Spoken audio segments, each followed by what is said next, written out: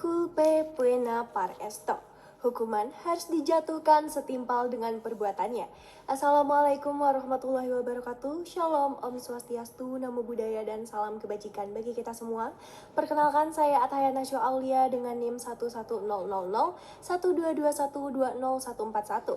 Pada kesempatan yang berbahagia ini, izinkanlah saya untuk mempresentasikan legal opinion yang berjudul Tinjauan Vonis Hukuman Mati terhadap pelaku pemerkosaan dalam perspektif hukum dan hak asasi manusia. Dalam hal ini, saya menggunakan analisis putusan Mahkamah Agung nomor 5642 Kasasi Pidana Khusus tahun 2022 tentang kasus pemerkosaan terhadap santriwati oleh Heri Wirawan.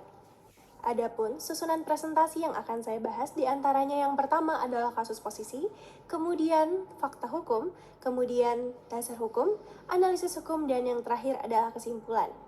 Baik, memasuki kasus posisi, pada bulan Mei tahun 2021, Kepolisian Daerah Jawa Barat atau Polda Jabar menerima sebuah laporan kasus kekerasan seksual berupa pemerkosaan yang dilakukan oleh seorang guru pondok pesantren bernama Heri Wirawan.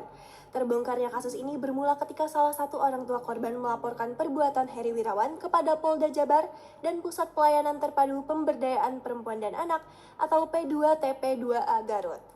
Kemudian, ditemukan sebuah fakta bahwa korban pemerkosaan Heri Wirawan sudah berjumlah 12 orang dengan 8 diantaranya mengalami kehamilan. Tindak perkosaan yang dilakukan oleh Heri Wirawan telah berlangsung sejak tahun 2016 yang dilakukan di sejumlah lokasi, mulai dari ruang yayasan, hotel, hingga apartemen. Diketahui kembali bahwa para korban pemerkosaan dimanipulasi dengan iming-iming biaya sekolah gratis hingga bantuan menjadi polisi wanita atau poluan oleh pelakunya. Tidak hanya sampai di situ, pada tanggal 15 Desember tahun 2021, terdapat sebuah dugaan penyelewengan dana bantuan oleh Heri Wirawan yang dalam persidangan ditemukan bahwa Heri Wirawan memanfaatkan santriwati dan bayi yang dilahirkannya sebagai alat untuk meminta bantuan dari masyarakat. Dalam persidangan yang dilaksanakan pada Pengadilan Negeri Bandung, Jaksa Penuntut Umum menuntut Heri Wirawan untuk dijatuhi hukuman mati dan kebiri kimia atas tindak pidana kekerasan seksual yang dilakukannya. Pada awalnya, tanggal 15 Februari tahun 2022, Heri Wirawan telah divonis hukuman penjara seumur hidup yang dibacakan oleh majelis hakim dalam sidang yang digelar di Pengadilan Negeri Bandung.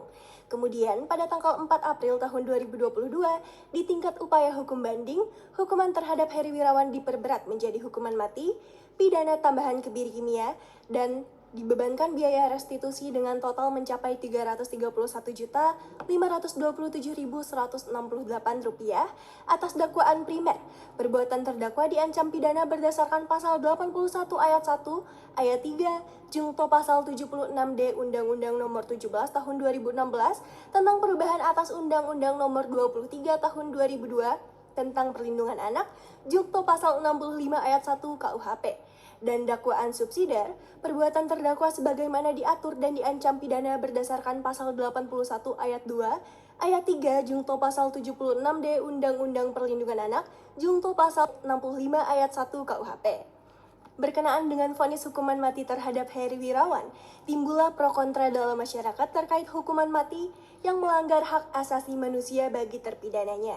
Berkenaan dengan hal tersebut, Ketua Komisi Nasional Hak Asasi Manusia atau Komnas HAM tahun 2022, Ahmad Taufan Damanik, menilai bahwa hukuman mati tidak akan memberikan efek jera terhadap pelaku tindak pidana kekerasan seksual karena tidak ada korelasi antara penerapan hukuman mati dengan efek jera ataupun pengurangan tindak pidana. Dalam hal ini, ia mengacu terhadap pasal 28I ayat 1 Undang-Undang Dasar Negara Republik Indonesia tahun 1945 bahwa hak untuk hidup adalah hak yang tidak dapat dikurangi dan dibatasi dalam kondisi apapun. Maka dari itu, dengan hadirnya pro kontra dalam masyarakat atas penjatuhan pidana mati terhadap Heri Wirawan, perlu dikaji kembali dari aspek hukum dan hak asasi manusia untuk kemudian mengetahui apakah putusan dalam kasus ini telah sesuai sebagaimana hukum seharusnya berlaku.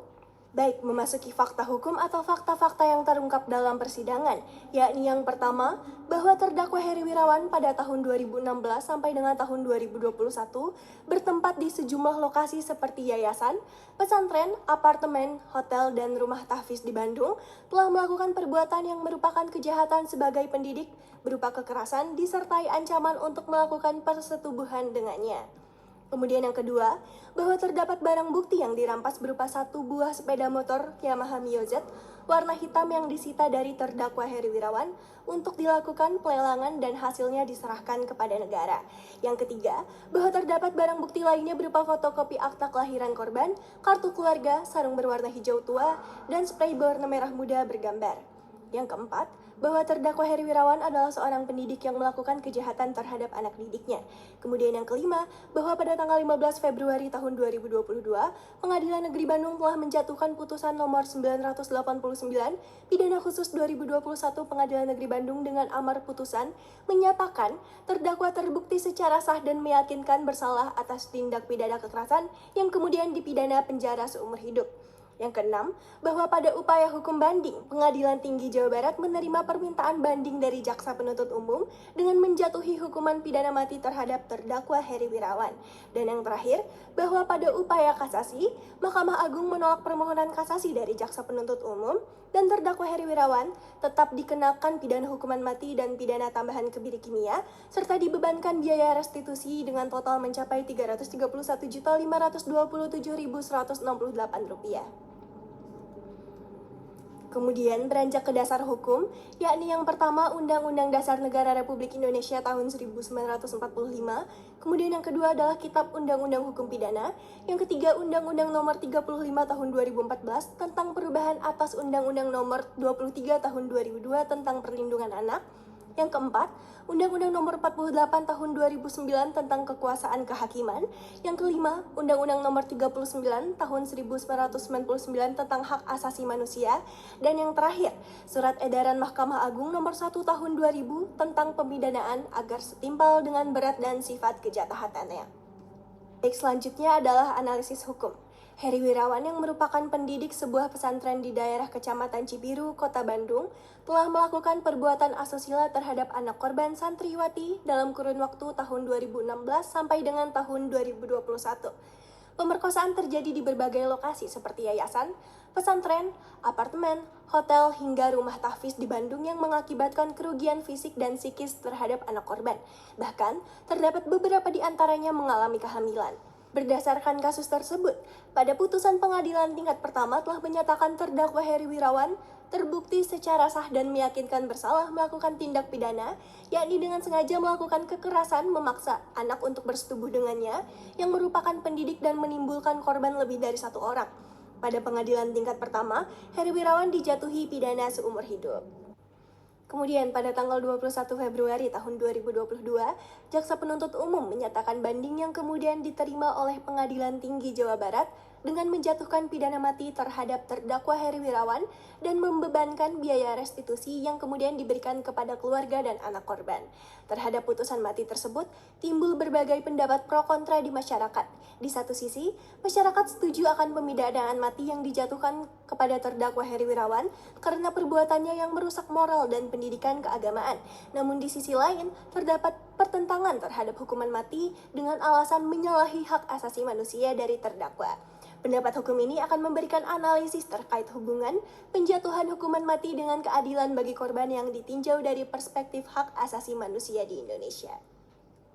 Baik, pembahasan mengenai HAM tidak akan ada habisnya.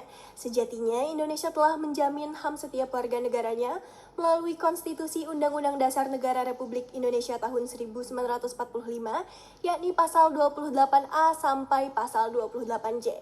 Berkaitan dengan pemerkosaan yang dilakukan oleh Heri Wirawan, sungguh bertentangan dengan ketentuan pasal 28B ayat 2 yang memberikan jaminan bagi setiap anak atas perlindungan dari berbagai bentuk kekerasan, sehingga sudah sepatutnya Heri Wirawan dijatuhi hukuman yang setimpal. Beranjak kepada pendapat kontra dari Ahmad Taufan Damanik selaku Ketua Komnas HAM tahun 2022 yang menyatakan ketidaksepakatan atas pemidanaan mati yang dijatuhkan kepada Heri Wirawan. Sejatinya, hal tersebut tidak dapat dibenarkan seutuhnya. Majelis Hakim Pengadilan Negeri Bandung dalam pertimbangannya menyatakan bahwa perbuatan yang telah dilakukan oleh Heri Wirawan merupakan kejahatan yang sangat serius atau the most serious crime, karena perbuatan tersebut sangat keji dan kejam serta menggoncangkan hati nurani kemanusiaan. Kemudian merujuk pada the United Nations Convention Against Torture and Other Cruel, Inhuman or Degrading Treatment or Punishment, bahwa perbuatan Heri Wirawan merupakan kekerasan seksual dengan manipulasi dan iming-iming janji yang menggerakkan anak korban untuk menundukkan diri kepada keinginan pelaku. Ia menggunakan simbol agama dan pendidikan sebagai upaya manipulatif dalam mewujudkan niat jahatnya atau mens rea. Berkaca pada apa yang dilakukan oleh Heri Wirawan terhadap anak didiknya, bahwa kekerasan seksual terhadap anak merupakan bentuk ancaman yang sangat membahayakan jiwa anak, merusak kehidupan pribadi dan tumbuh kembang anak, serta mengganggu rasa kenyamanan, ketentraman, keamanan, dan ketertiban masyarakat. Sejatinya, hukuman yang diberikan kepada Heri Wirawan sudahlah setimpal dengan apa yang telah ia perbuat, karena memberikan keadilan bagi para korban yang telah mengalami penderitaan akibat perbuatan dari terdakwa Heri Wirawan. Sejatinya, majelis hakim sudah tepat dalam menjatuhkan sanksi yang berorientasi pada keadilan hukum, keadilan moral, dan keadilan masyarakat. Hal tersebut selaras dengan ketentuan pasal 5 ayat 1 Undang-Undang Nomor 48 Tahun 2009 tentang perubahan Undang-Undang Kekuasaan Kehakiman, yang menyatakan bahwa hakim harus menggali nilai-nilai hukum yang hidup di dalam masyarakat. Sejatinya, pembahasan terkait hukuman mati telah dibahas dari perspektif konstitusional oleh Mahkamah Konstitusi dalam pengujian eksistensi pidana mati. Pertimbangan hukum terhadap pasal 28A dan pasal 28I ayat 1 Undang-Undang Dasar Negara Republik Indonesia tahun 1945. Putusan tersebut menyatakan bahwa seluruh hak asasi manusia yang tercantum dalam bab 10A Undang-Undang Dasar Negara Republik Indonesia tahun 1945 dapat dibatasi, yang kemudian diperkuat dengan ketentuan pasal 28J bahwa setiap orang wajib tunduk pada pembatasan-pembatasan yang ditetapkan dengan maksud untuk menjamin pengakuan dan penghormatan HAM milik orang lain. Selain itu, hukuman mati hingga saat ini sejatinya masih berlaku di Indonesia, yakni tercantum dalam pasal 10 KUHP yang bertujuan untuk memberikan sanksi pada kejahatan kelas berat, termasuk perbuatan kekerasan seksual terhadap anak.